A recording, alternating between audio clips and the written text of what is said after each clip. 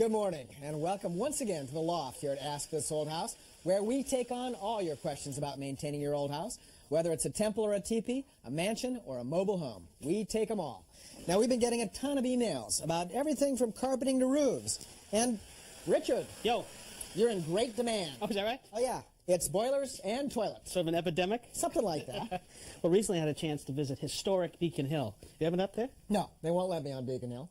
It's so Brahmin, it's where the Cabots speak only to the Lowells, and the Lowells speak only to God. Well, maybe one time it was like that, but recently I got a chance to visit because it was laundry day.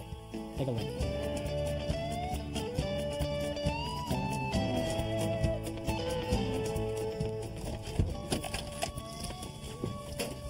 Well, welcome to Boston's historic Beacon Hill.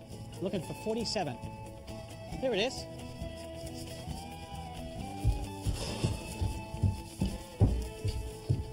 There are a few stairs in this building. Unit 5, I presume? You're right down. No parking, 4 flights of stairs, no elevator. It's no wonder they can't get anybody to work in here. Hi there. Hi, Richard I'm Dewey. Ask This Old Good House. to meet you, Richard. Come on in. I'm really I made it glad this far. Well, we have a lot of staff, so we've got one more. You do. Boy, I love the place. You got the top floor. That's got all the light, huh? Oh, yeah, it's great. How long have you been here? I've been here about 2 years. Coming in, I'll give you a quick tour. Great. This is the living room. Is this where all the parties happen? There's been a lot of good parties in here, I'll tell you. I love this. A beautiful fireplace. Thanks. This is a working fireplace. Wow, that's unusual. That's great. A couple of skylights. Nice and bright. I love Yeah, it. let me show you the kitchen. Here. Small, but it's functional. You know, by the standards in here, this isn't small. It's nice and bright again in this room with a skylight and all everything coming in. I love your chandelier. Oh, thanks. That's from Paris. Is that right? Is it safe to go out here? It is. Go ahead out. Wow. Terrific. Yeah, I spent a lot of Beautiful time out day here for it, in the summer. Everybody's got a little garden here. Yeah. Got enough room for a table, a barbecue. Exactly. You can see what your neighbors are having for dinner. Yeah. Oh, yeah. We wave to each other all the time. I like this, too, putting those storage of the wood Oh, on there. yeah, with the keep the bugs fireplaces. out. Come on in. I'll show you the rest. Okay, great. So a little sitting area Nice. on this side. One bathroom here. Okay, very nice. Master. Then here's the master. And a bathroom Another through bathroom, here. Yeah, terrific. master bath. Another fireplace? This one works as well. Boy, that's Yeah, great. Yeah. And come on in this I love way. it, Deb. It's Yeah. very, very nice. Yeah. Second bedroom here, which I've got set up as a dining room. Very unusual to have a dining room. Oh, yeah. So what do you do with your guests? Like just sleep on the table? Exactly, right on the table. Well, I have never done that before. Now, I always ask myself, why am I here? Well, you're here because I couldn't get anybody else to do the work. Well, thank you. I think. I'm also a really big fan of the show. Let me show you. When I moved in, this washer and dryer were here, and Yeah. my inspector pointed out the fact that the shut-off valves are completely inaccessible. Don't know if you can stick your head in there and take a look. They're tucked way back in here, so that means that if these washing machine hoses ever let go, you couldn't get at the shutoff, and you'd be the least favorite person in this building. You would just wreck all the units below. Exactly, and I'm not looking to be that unpopular. So let's think about this. Could we relocate this to the dining room? Oh, well, that's an idea. Go ahead, I called you. All right, we will have to think about pulling the door, pulling this unit out, and see if we can relocate these valves. You know, let me run to the truck and think about this. Okay. And I may or may not come back. You gotta come back. I'll see you in a minute. Don't leave me I'll here be with back. this. I'll be back. Okay, thanks. All right, now here's our first issue. The unit is 24, and even with the door removed, the opening's 24. Look at this. That opening's 23. So it means that they cased this opening after they put the unit in. So I've got to start by trying to pull these casings off. Okay. Now there's a chance that you're going to have to repaint these after we get them off. That's not a problem. Okay. I have plenty of paint. All right, well, I'm going to take a putty Just knife. don't destroy the whole place. Well, I'll try. Leave the walls intact. Wow, I'm impressed. Looks good so far. No scratches on the casing. Yeah, we got almost 1/8 of an inch to spare here. Oh, geez, that is tight. I put a towel down here so we don't scratch the floor. I just got to get out far enough to break those hose connections in the back. Okay.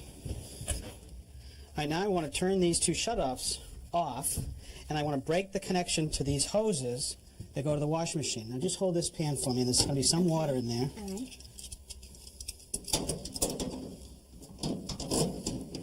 How much water are we going to see here? Just a little. I'm going to Okay. break the vacuum. Wait, I should see a little bit more coming now. Okay. There it is. Come on in the dining room. Let me just show you some of the parts and pieces I laid out, see if we can understand it. Okay. We want to relocate a valve out where you can get at it.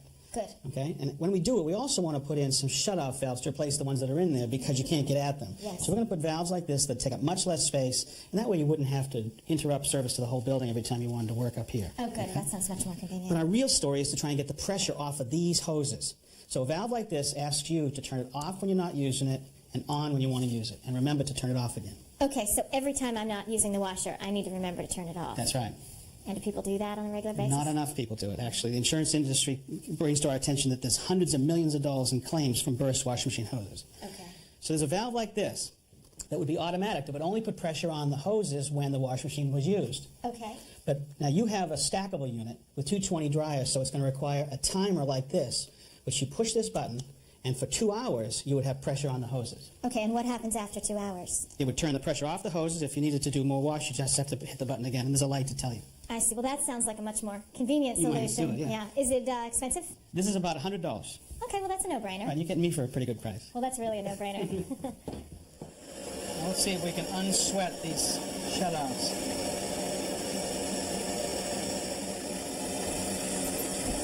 There's one. Good. Okay, let's start putting the piping back in without burning the place down.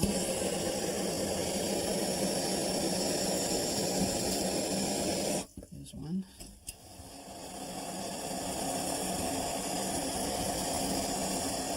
Plumbers' assistants make a lot of money, you know. Ah, I've heard that. There it goes. All right, get yours out. Thank you. Yeah, go check and see if the valves are holding tight in the wash machine area. Okay, I'll check.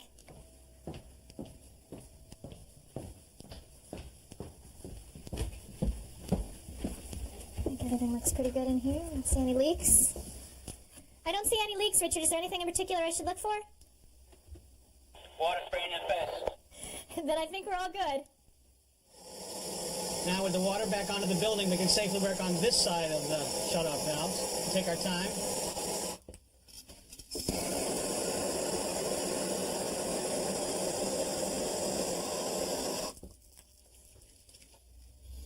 Okay, now the moment of truth. We got all the piping in. Now we're going to mount this to the wall. Okay, my fingers are crossed. First, I'm going to put this down onto the piping. Now, push the toggles in. And then there's a cordless screwdriver I'd like you to get for me right there. There it is. Oh, good. Oh, you're a good helper. Step ahead of you here. Okay. This is pretty attractive, Richard. It adds a new decorative element to my closet. Everybody in the building will want one. That's true. Okay, just a slow wiggle. Hold. Now, don't scratch the floor.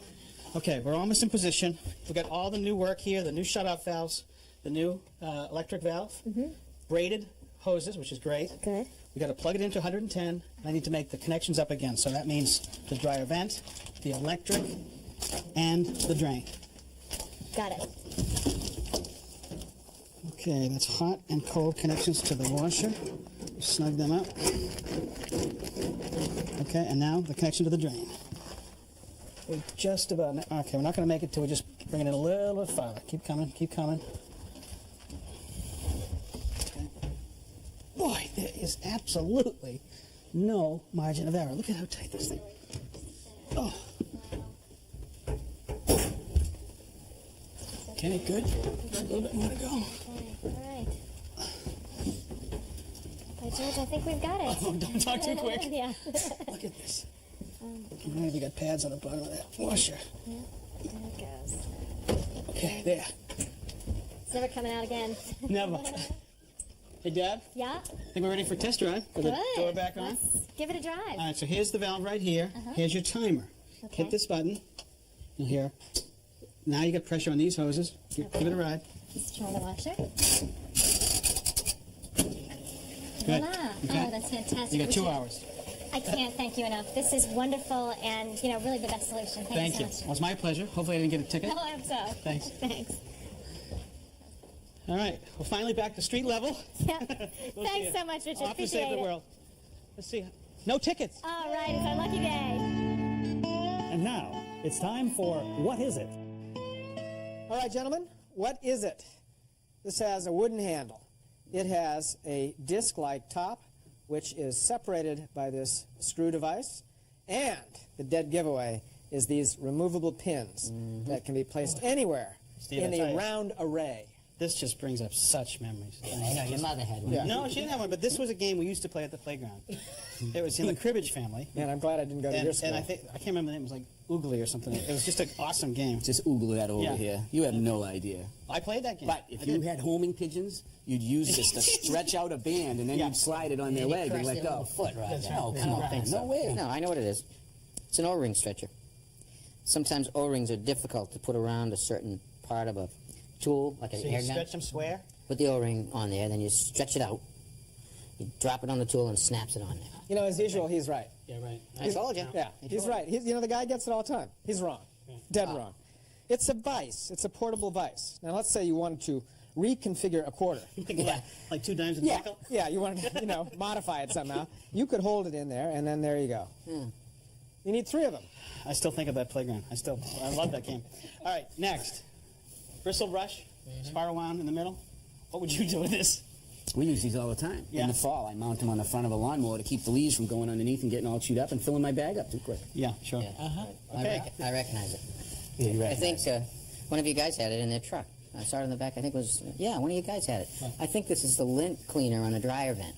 Yeah, I think there was a long We pole. had it there, but I don't think we ever thought of that. Yeah. It's a good idea. This is a traveler's companion. A traveler's Yeah. bag. And it's got a little sheath that holds it flat for easy storage in Yeah. your bag. Yeah. It's a personal hygiene device. So where would you use it? Well, it's a multi-purpose sort of a thing. You could use it So you don't for have your a clue. To boof your hair up? yeah, or you could use it to scratch your back, or in the shower as a back brush. A number of different uses. Thank you stretch that was. so much for your input. All right, gutters. Always a fight trying to keep the leaves out of the gutters. This comes in long lengths, sets down in here. You can bend it around the corners. We'll keep the leaves, they stay on the top. That's not what it's really for. It is, or personal hygiene. I'm actually going to try. He's cutting the Let me trees. take this thing home and try. Hey, Tom, looks good. Yeah, it's shaping up. All ready for you, Steve. Well, this question's for you from Alfredo in New Jersey. He says, I just hung drywall in my dining room. I'm thinking about taping it myself. Is that a good idea? Absolutely. It could be a lot of fun. A good weekend project. The first thing that he has to know, though, is drywall comes with a factory tapered edge. And you want to make sure that when you joint it in the field of the room, you always have tapered edge to tapered edge. So if you need to cut a piece, you want to bury the cut in the corner, either inside or outside. Right, around a door jamb or a window. Because of that tapered, it also has a belly in it, and that allows the joint compound to have some place to sit. And it goes all the way down.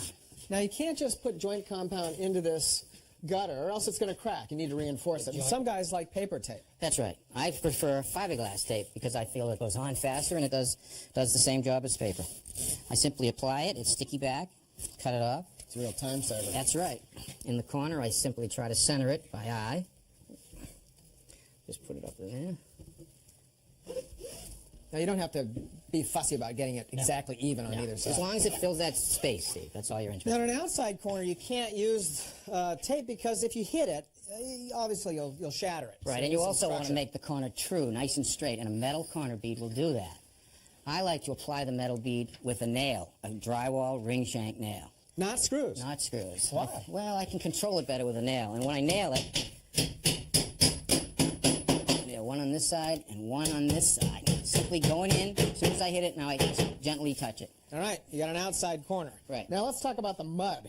Well, the mud comes pre-mixed in 5-gallon or 1-gallon containers. Any point in mixing it up yourself? Well, you can mix it up yourself, and you should mix it up if you're in a wet area like a bathroom. It generates a lot of steam, because the steam will actually reactivate the joint compound if it gets too wet, and mold can grow in it. But Alfredo can use this stuff. How does he get it on the wall? Well, you're going to need something to hold it on while you're working. Start off with a narrow, clean broad knife, And this is called a hawk, like the bird. right?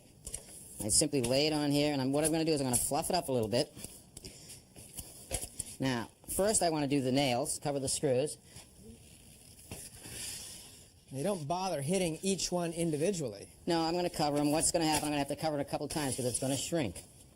To do the seam, I'm going to do the seam.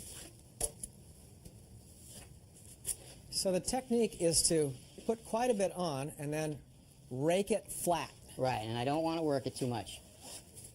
Get away any excess.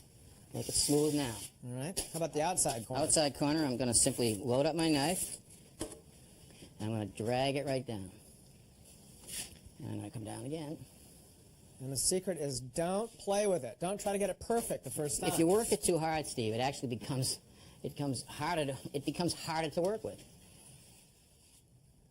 In big voids like this, you'll just catch the next time around. Get it on the next time. Let it set up. Let it dry. Again, just clean away your high spots. Now, what about the inside corner, Tom? Inside corners are they're the trickiest and the hardest. What I like to do is I start off with a lot of the mud on one side, and I come down to my corner.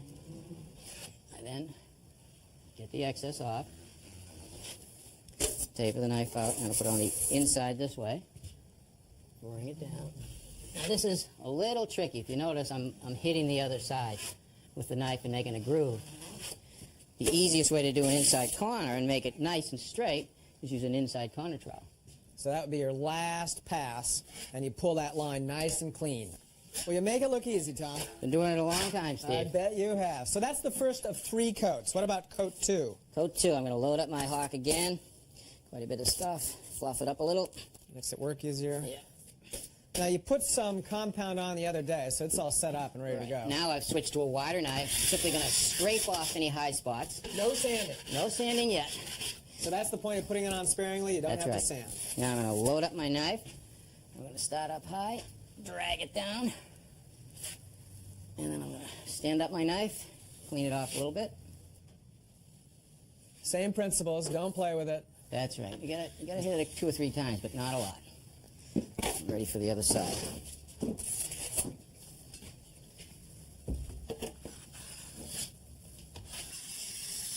And that's about it, Steve.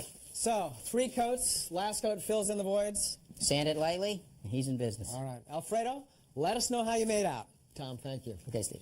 All right, Richard, here's a burning question for you. Boy. Jacob in Tempe, Arizona writes, I just bought my first house, and I'm ready to try a few basic plumbing repairs involving soldering.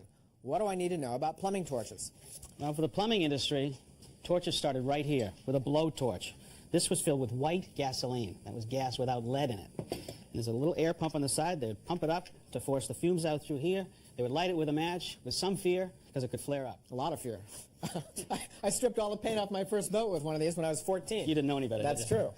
The type of connection being made back then at the turn of the century when these were used was a white lead joint. White lead. Right. Now, they didn't want it to be so hot that it would melt the lead. It just wanted to soften enough that they could do that. So that big, fuzzy, low-temperature flame was perfect for that. Right. But in the post-World War II era, the copper fitting came along, and they needed a more intense flame to be able to solder these fittings. So what is used then and still to this day is a propane cylinder with a basic torch tip. Now, a kit like this is available from the Home Center for probably $25. These cylinders are what, $3? Right. And in it has a few miscellaneous tips and a striker like this. Now, the striker is flint against steel. It makes a little spark. And you can replace those flints. That's right. Okay, so there's that. Now, the advantage is that you can strike with one hand, hold the torch with another hand. It's handy. All right. Now, a pistol grip. This thing is really great. This is probably $75. What it has is a sparker at the end. So it combines the torch head and the striker that we use. Piezoelectric device. You Right. find these in gas grills and so on. Let me show you this thing work. Now, when you're screwing a torch tip on, you really want to be careful not to cross the threads. Go nice and steady until it's snug. Now watch. Wow. Isn't that great?